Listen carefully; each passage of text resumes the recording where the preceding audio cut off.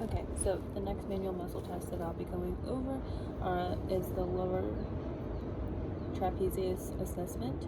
So with this one, we'll be assessing a deduction and depression of the scapula.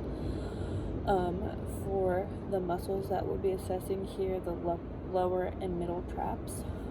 If there is any sign of compensation, then some possible overactive muscles to consider would be the pectoralis major and minor, your upper trap, and the levator scapulae, and then your latissimus dorsi. So when we set up this manual muscle test, we're going to have our patient or volunteer, whoever, in the prone position. We're going to be supporting that opposite shoulder just like we were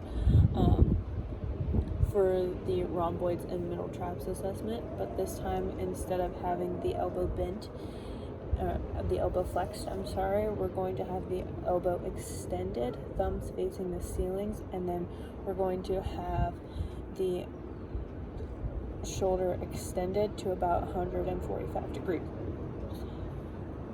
So we're going to have that shoulder abducted and then externally rotated about 145 degrees.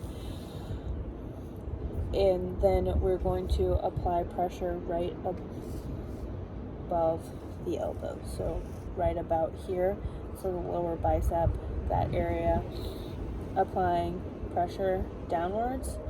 And then they're just going to try and hold steady in that fixed position that we have placed them in. If you see any signs of compensation, it would probably be shoulder elevation. If you feel like there is muscle weakness and you are just easily able to guide them back down to the table, then we would grade that a 1.